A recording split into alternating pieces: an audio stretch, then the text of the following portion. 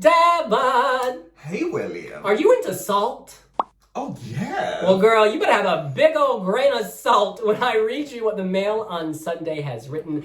The Mail on Sunday claims that major UK labels are boycotting Eurovision 2022 in face of alleged anti-British bias at Eurovision. Such a broken record.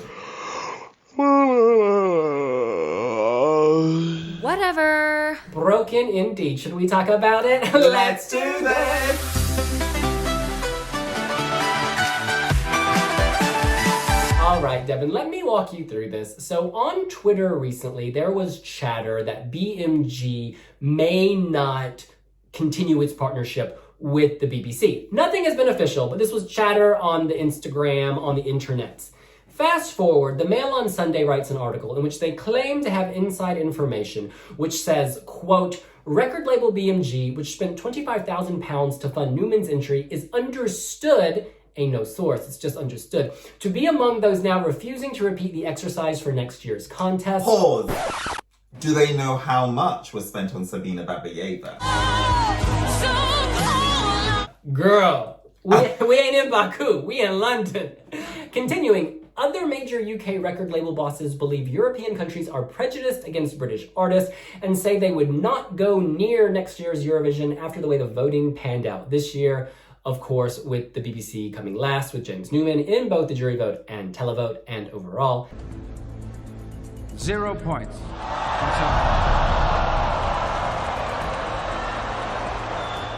The boycott could lead the BBC having to discover future acts and fund their entry themselves. So there are two things to talk about. Oh, do you know what? This is a non-point because Elena Nechayeva's dress cost more than the $25,000 that they spent on Estonia 2018. Oh, really? Girl had to fundraise for that stuff. Exactly. No, but listen, there are 2 points to consider. Okay. One is just that Mail on Sunday, claiming to have reporting that record labels aren't interested in working with the BBC. And that is actually potentially believable. Mm-hmm. That's potentially believable given the way the media in this country works. Eurovision is frequently treated very negatively by the mainstream press. The UK has had bad results. So, you could see, I'm not saying this is fact, but I'm saying that's not an outlandish claim. What's irritating people, what has us rolling our eyes, is that the reason, allegedly, and I can also believe this, that these, labels don't want to field an artist or a song is because Europe hates us. We'll never do well because Europe hates us. What? I mean, really? The only time I felt that the UK underperformed below expectation was... Lucy Jones. No, that was mid-table. Molly Smitten Downs. Molly Smitten Downs, Children of the Universe. I think that should have done better. But you know what? It was nowhere near to last. Nowhere near. It was 17? 16, 15, 17? I can't remember. Somewhere around there. But I think it should have done better. Yeah, but point of story is, neither of us, I'm assuming, think the UK does poorly because Europe hates us. It's such a tired argument that people pull out every year. It's just so basic. The fact what's so funny? When the BBC go... I know you're going to no comment on this because for obvious reasons, but when the BBC go, oh, we're changing it, we're coming up with this new magical idea, we're going to do something good. It's like the outcomes are almost the same. And one thing I've realized is that if you bring me in, for instance, to help select your song, I'm choosing from your pool or your existing pool. So, I'm going to give you the best of what of you a weak bunch. Me. This is the thing. So when they said, oh, we're going to bring the fans in. Yeah, the fans are great, but if you give them, a poor selection of meat, you're going to have a bad dinner, right? It's just been a dire submission. Steak well done. Here, girl, add some Tabasco, some jalapeno sauce. At the end of the day, the UK performances just have not been as good or as captivating as the other countries. Underwhelming. And this year, James Newman, I never thought it was going to win. I thought it was awful. But I thought it was okay. I thought it was actually Can I finish, Boo? bad. But my point is that being okay is not good enough. Because at Eurovision, everyone is slaying. So many countries are slaying. And this, while it was fine, not memorable, it was pleasant, right? I would put it 15 or 16. That doesn't get you points, right? Do you know the funniest thing? You need James the top Newman 10 of people's rankings. He's actually super well respected. And he's so Great talented. songwriter. Great songwriter. But sometimes I think, like, some writers get into the habit of, I'll make my weak selections work, but I'll give my best work to Rudimental or somebody else. So, my issue was the staging. In the arena, there was zero reaction. Who won Barbara Dex, by the way? Because that's a contender. Tix. Tix was named. God. But it's now the most captivating outfit. It's not the most, it's not meant to be worst dressed. It's meant to be most captivating. But listen, long story short, this excuse about they hate us is just masking the reality. The reality being, if you send subpar entries or entries that aren't as captivating, you're not going to do well. And that's just the reality. This is not controversial. There is no drama here. Do you know what I mean? And it's just exhausting having to repeat this every single year. And you've got to send entries not to be respectable. You've got to send entries to win. Yeah, because impact. Exactly. Because then, then maybe you'll fall in the top 10 bracket. What annoyed me about this Mail on Sunday article is the last line. The last line of this was attempting to mock the winners, Italy. It said, this year's victors Måneskin from Italy were glam rockers who took to the stage in flared lederhosen with their nipples out. That's trying and we remember it. I was. You were ready to go. It's memorable.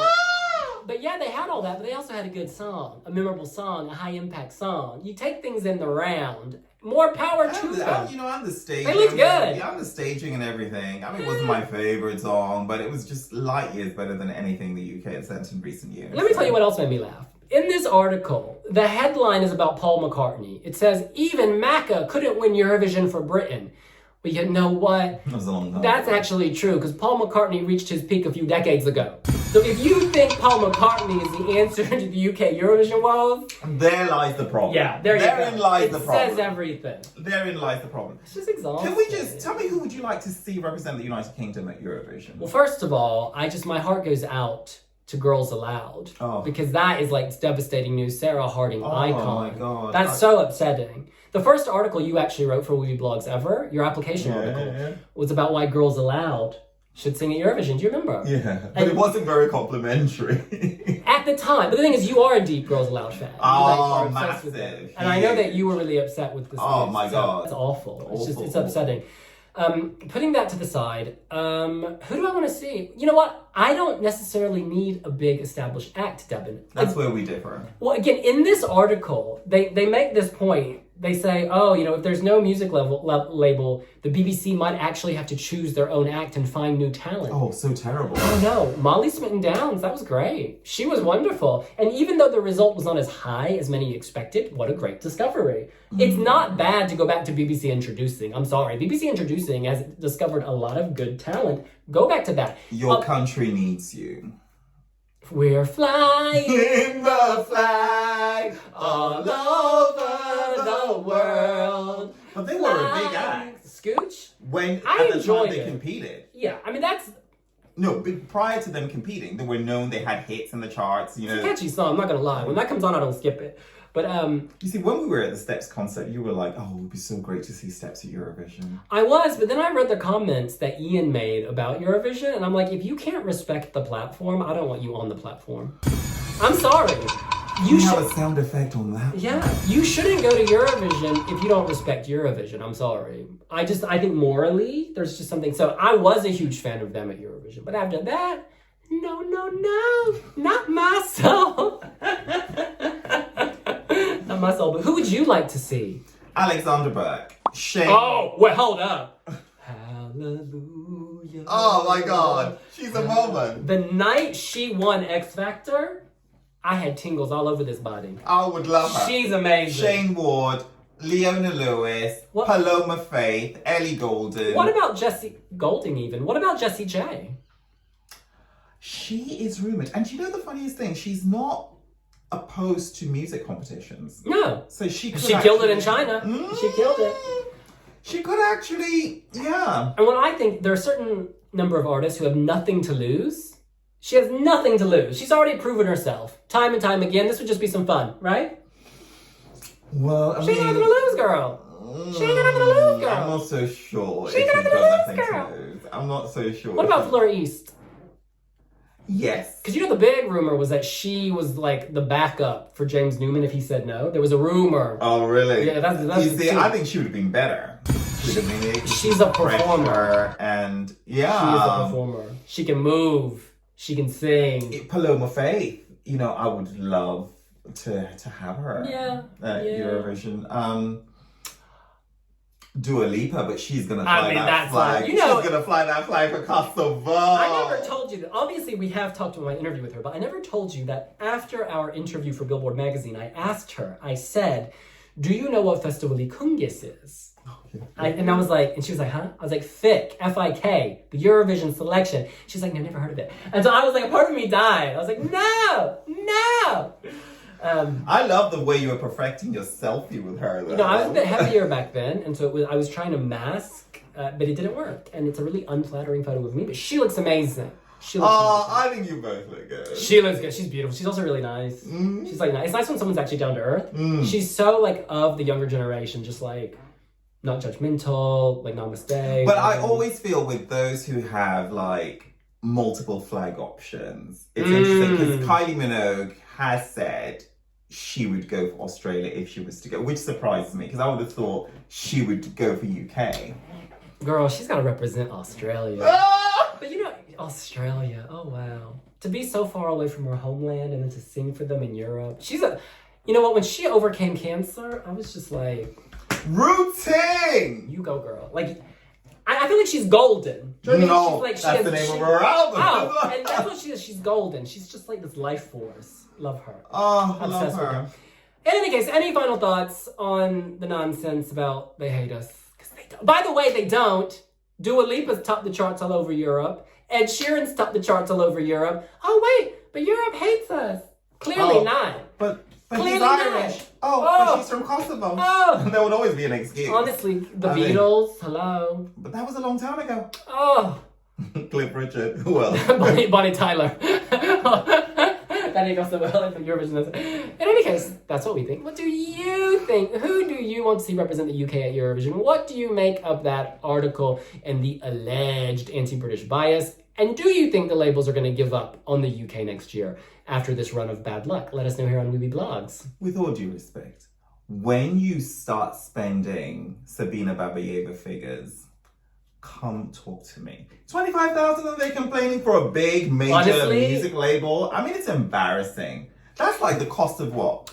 Well, also, let's point out... You can't even get dry ice for that. The BBC got, 8 million viewers? It's one of those popular shows in its time slot. It probably wins its time slot. It's very good value for the BBC to fill the semifinals, 2 nights, and the grand final. If you look at the expense of their other shows, Eurovision's much cheaper than their other shows. But what I also don't understand is that if the BBC choose an act, and you've got BBC radio, like 8 radio stations, why don't you just play it to death? Because actually, when you start listening to stuff, you subconsciously take it in and start liking it. But you know what? They select that. That sounds good to me. Admittedly, Josh Dubovi wasn't at the peak of his prime. But had you spun that on the radio several times over, put it on, what do they call it?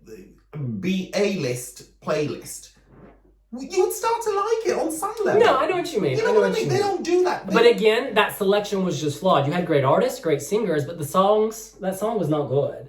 Like, no one was gonna... Stop hating and watching them. Yeah, they reached their prime when? Again, stop reaching into the... Like, this is... Paul McCartney can win Eurovision. No, he's not gonna win Eurovision. If he went, he wouldn't win. In any case, that's what we think. We need Calvin Harris. Girl, he's fine. His music's amazing, too. Is he on Pinterest? I doubt it. But I'm sure you have a mood board of Calvin Harris on your Pinterest. Wiwibloggs is on Pinterest! We're also on Facebook, Instagram, Twitter, and most importantly, TikTok. And we'll see you later. Bye!